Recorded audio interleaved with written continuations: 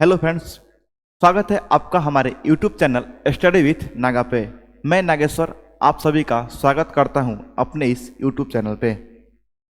दोस्तों, जैसे कि आपको पता है कि हम अपने इस यूट्यूब चैनल के माध्यम से बीपीएससी 4.0 के लिए जो टीआरई का एग्ज़ाम है उसके लिए फ्री क्लासेस जो ले रहे हैं उसमें हमने पॉलिटी का सेगमेंट शुरू किया है और पॉलिटी के सेगमेंट में हमने 3 लेक्चर कवर कर लिया है, जिसके 2 लेक्चर में हमने भारत के संविधान का ऐतिहासिक विस्तार पढ़ा है और एक लेक्चर में उसके जो प्रमुख चिन्ह हैं उसके बारे में हमने बात की है। आज का जो हमारा टॉपिक है, आज के हम अपने इस टॉपिक में बात करेंगे भारतीय संविधान सभा का गठन एवं भारतीय संविधान का निर्माण। आज का जो हमारा टॉपिक होगा भारतीय संविधान सभा का गठन एवं भारतीय संविधान का निर्माण। तो अगर हम बात करें कि भारतीय संविधान, जो भारत का संविधान बना, इसकी सबसे पहले मांग किसने की थी? तो 1895 ईस्वी में सर्वप्रथम बाल गंगाधर तिलक के द्वारा इसकी मांग की गई थी। उसके बाद ये जो मांग थी मौखिक रूप से मांग की गई थी। अगर हम बात करेंगे औपचारिक रूप से संविधान सभा की मांग किसने की, तो सर्वप्रथम 1934 ईस्वी में एमएन राय के द्वारा संविधान सभा की मांग की गई थी। उस समय ब्रिटिश सरकार ने इस पर कोई ध्यान नहीं दिया। 1935 ईस्वी में भारत शासन अधिनियम उन्होंने बना के भेजा। उसके आधार पे 1937 ईस्वी में भारत में प्रांतीय चुनाव हुआ, जिस चुनाव में कांग्रेस को पूर्ण बहुमत मिली। पूर्ण बहुमत के आधार पे 11 प्रांतों में चुनाव हुआ था, जिसमें 6 प्रांतों में पूर्ण बहुमत मिली और 2 प्रांतों में गठबंधन की सरकार के साथ कांग्रेस ने कुल 8 प्रांतों में अपना सरकार बनाया। उसके बाद 1 सितंबर 1939 से द्वितीय विश्व युद्ध स्टार्ट हो जाता है। उसके बाद ब्रिटिश सरकार ने यह ऐलान करता है कि द्वितीय विश्व युद्ध में भारत हमारे साथ है।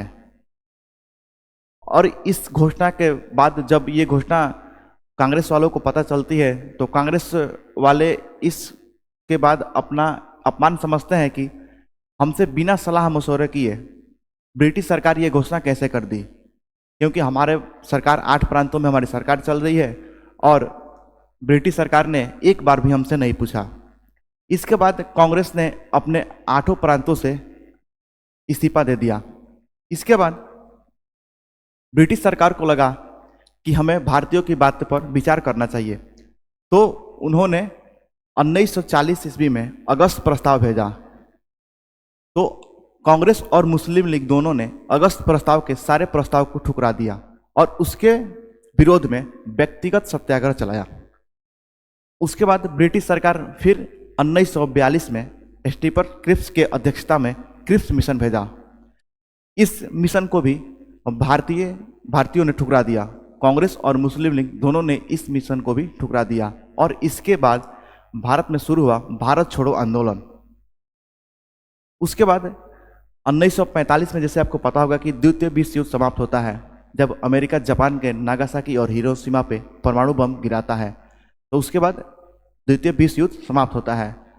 उस समय ब्रिटेन की भी स्थिति थोड़ी डाउन हो गई थी। तो उसके बाद 1946 ईस्वी में ब्रिटिश सरकार ने भारत में कैबिनेट मिशन योजना भेजता है। कैबिनेट मिशन योजना भेजता है जिसके अध्यक्ष होते हैं पैथिक लॉरेंस और 2 सदस्य और होते हैं। एक होते हैं स्टीफन क्रिप्स, जो क्रिप्स मिशन के अध्यक्ष थे, और एक एबी अलेक्जेंडर। इस बिहाफ पे भारत में भारतीय संविधान का गठन होता है, जिसके लिए 1 जुलाई 1946 को संविधान सभा का गठन करने के लिए चुनाव होता है। संविधान सभा के गठन में कुल 389 सदस्य थे, जिसमें 292 सदस्य ब्रिटिश प्रांत से और 93 सदस्य देशी रियासत से थे और 4 सदस्य ब्रिटिश कमिश्नरी से थे। उस 389 सीटों में से 296 सीट जो ब्रिटिश प्रांतों से थे उस पर चुनाव हुआ, तो उसमें 208 सीटें जो थी कांग्रेस को मिली और 73 सीटें मुस्लिम लीग और 15 अन्य थी। तो 15 अन्य में जो थी 8 सीटें निर्दलीय थी और 7 अन्य की थी। उसके बाद संविधान सभा का बैठक स्टार्ट होता है तो संविधान सभा की 3 बैठकें होती है पहले। तो पहला बैठक संविधान सभा का 9 दिसंबर 1946 को होती है, जिसमें अस्थायी अध्यक्ष के रूप में सबसे वरिष्ठ नेता डॉक्टर सच्चिदानंद सिन्हा को चुना जाता है। उसके बाद दूसरा इसका बैठक 11 दिसंबर 1946 को होता है, जिसमें डॉक्टर राजेंद्र प्रसाद को अध्यक्ष के रूप में चुना जाता है। इसका तीसरा बैठक 13 दिसंबर 1946 को होता है, जिसमें जवाहरलाल नेहरू द्वारा उद्देश्य प्रस्ताव प्रस्तुत किया जाता है, जिसके उसके बाद उद्देश्य प्रस्ताव पास होता है। यहीं से संविधान निर्माण की कार्रवाई शुरू हो जाती है और यही उद्देश्य प्रस्ताव आगे चलकर संविधान की उद्देशिका बनती है। इसके बाद 20 फरवरी 1947 को ब्रिटिश संसद में भारतीय स्वतंत्रता अधिनियम पारित होता है और उसके बाद 1947 का भारत स्वतंत्रता अधिनियम के द्वारा भारत को 15 अगस्त 1947 को आज़ादी दे दी जाती है। 15 अगस्त 1947 को भारत आज़ाद हो जाता है। उसके बाद संविधान सभा का विघटन हो जाता है, मतलब 2 भागों में बांट दी जाती है, एक पाकिस्तान के लिए और एक भारत के लिए। उसके बाद संविधान सभा की अगली जो बैठक होती है स्वतंत्रता के बाद 29 अगस्त 1947 को होती है, जिसमें संविधान का प्रारूप तैयार करने के लिए एक प्रारूप समिति का गठन किया जाता है। जिस प्रारूप समिति के अध्यक्ष होते हैं डॉक्टर भीमराव अंबेडकर और इनके अलावा 6 अन्य सदस्य होते हैं।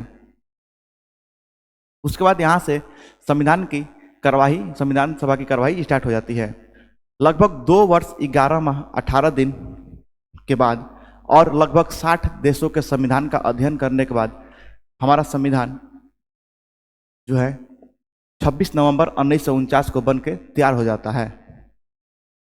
संविधान की लगभग 2/3 बातें भारत शासन अधिनियम 1935 से ली गई है और जब हमारा संविधान 26 नवंबर 1949 को बन के तैयार हो गया था, तो उस समय इसके कुछ प्रावधानों को लागू कर दिया गया और संविधान को 26 जनवरी 1950 को लागू किया गया। क्यों? क्योंकि हमारा संविधान तो बन गया था पहले ही। लागू 26 जनवरी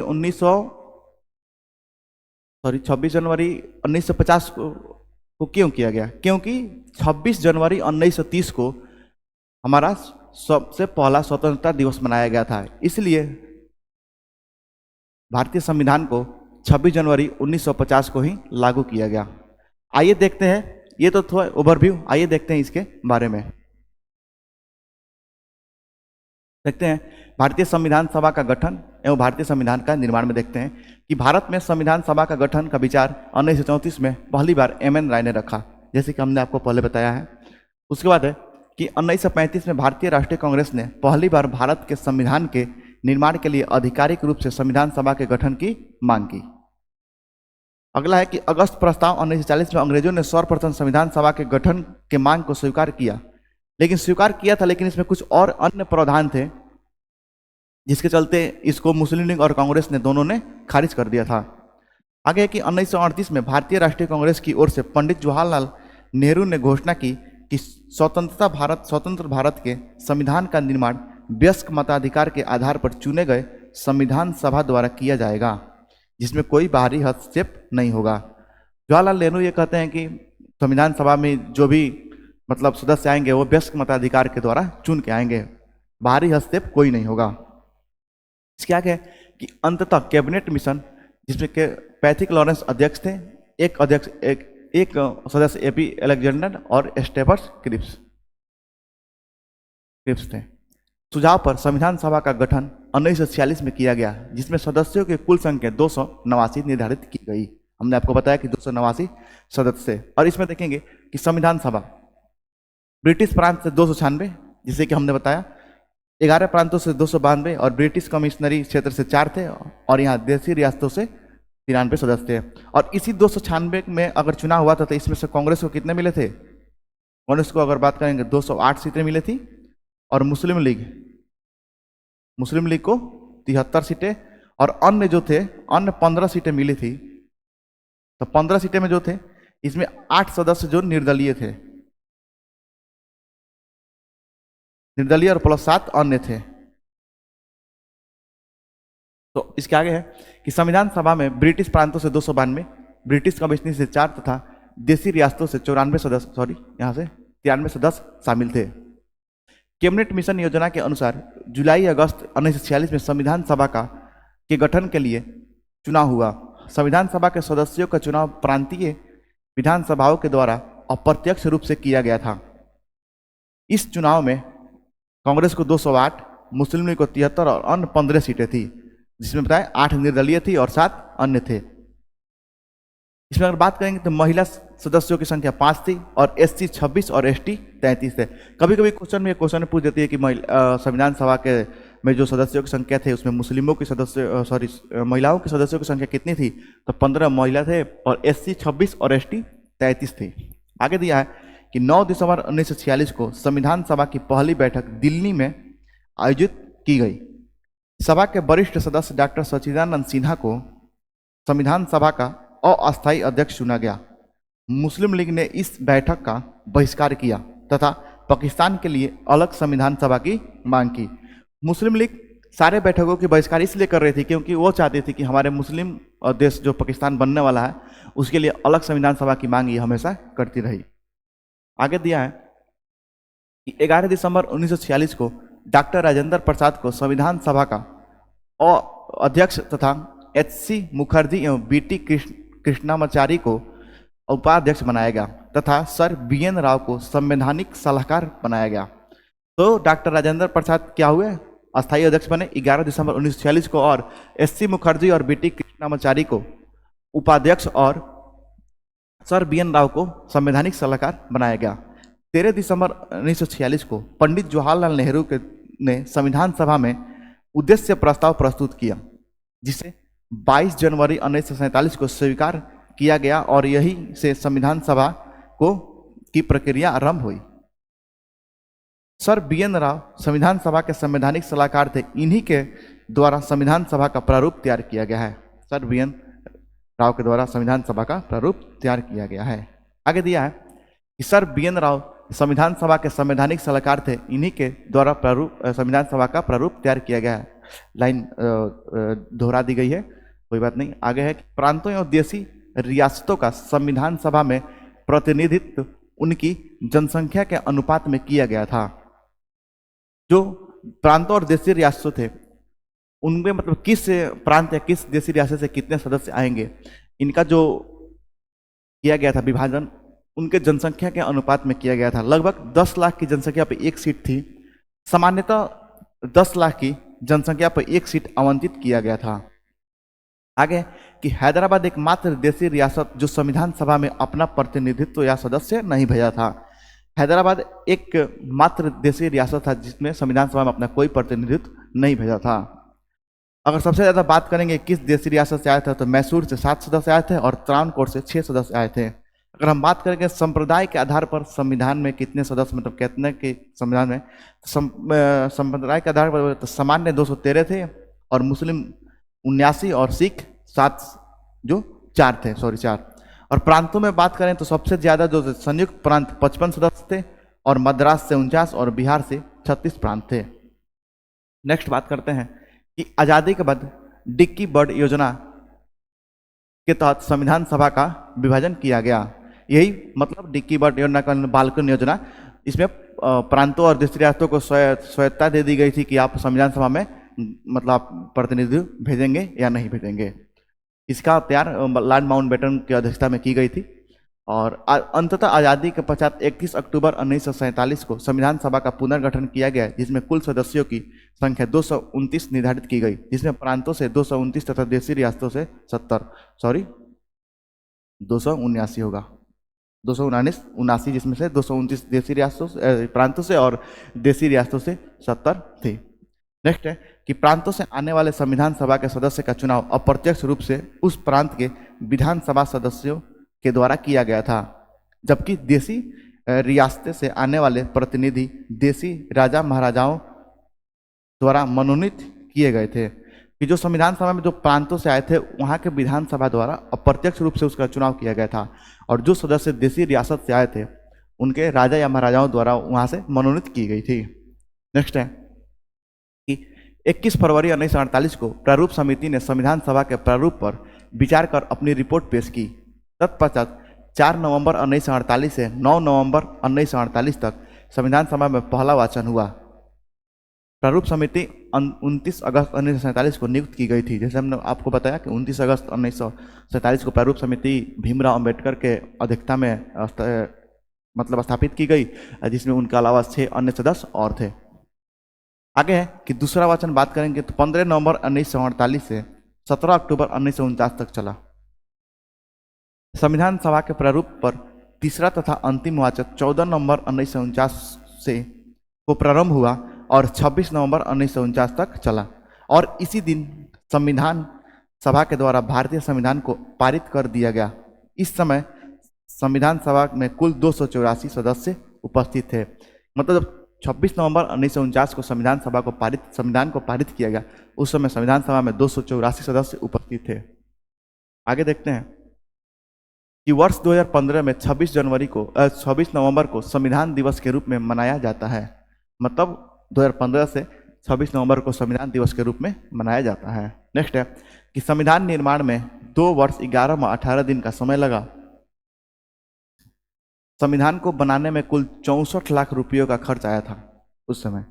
आगे है कि संविधान के प्रारूप पर कुल 114 दिन विचार हुआ तथा 3 वाचन हुए।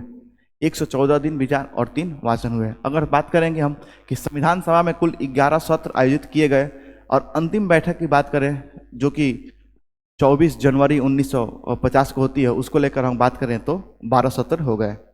सभा में भीमराव अंबेडकर के द्वारा अंतिम प्रारूप पेश किया गया, जिस पर 4 नवंबर से 9 नवंबर 48 मतलब 5 दिन तक वाचन हुआ। इस बार संविधान पहली बार पढ़ा गया था। संविधान को पहली बार पढ़ा गया था। नेक्स्ट है कि भारत का संविधान बनाने के लिए कुल 60 देशों के संविधान का अध्ययन किया गया था। जैसे कि हमने आपको बताया कि 2 वर्ष 11 में 18 दिन विचार और 60 देशों के संविधान का अध्ययन करने के बाद भारत का संविधान तैयार हुआ है। संविधान जब पारित हुआ 26 नवंबर 1949 को, तब इसमें कुल 22 भाग 395 अनुच्छेद तथा 8 अनुसूचियां थी, जो वर्तमान में 25 भाग क्रमानुसार 22, लगभग 470 अनुच्छेद क्रमानुसार 395 तथा 12 अनुसूचियां है। जब हमारा संविधान 26 नवंबर 1949 को बन के तैयार हुआ, तब हमारे संविधान में 8 अनुसूची, 395 अनुच्छेद और 22 भाग थे, जो वर्तमान में 25 भाग क्रमानुसार 22 और लगभग 370 अनुच्छेद और 12 अनुसूचियां हो गई है। संविधान के कुछ महत्वपूर्ण अनुच्छेद को 26 नवंबर 1949 को लागू कर दिया, जबकि 26 जनवरी 1950 को भारत का संविधान पूर्ण रूप से लागू हुआ, क्योंकि 26 जनवरी 1930 को भारत का प्रथम स्वतंत्रता दिवस मनाया गया था। हमने आपको बताया ना कि संविधान तो हमारा पहले ही बन गया था। 26 नवंबर 1949 को हमारा संविधान बन के तैयार हो गया था, लेकिन उसको लागू 26 जनवरी 1950 को इसलिए किया गया क्योंकि 26 जनवरी 1930 को हमारा सबसे पहला स्वतंत्रता दिवस मनाया गया था। तो इस तिथि को याद रखने के लिए ही संविधान को 26 जनवरी 1950 को ही लागू किया गया। संविधान सभा की अंतिम बैठक 24 जनवरी 1950 को हुई, जिसमें निम्नलिखित कार्य हुआ। जब संविधान सभा की अंतिम बैठक हुई 26 जनवरी 1950 को, तो उसमें क्या क्या हुआ? तो हमारा जो राष्ट्रीय गान को अपनाया गया, राष्ट्रीय गीत को अपनाया गया और डॉक्टर राजेंद्र प्रसाद को राष्ट्रपति के रूप में चुना गया।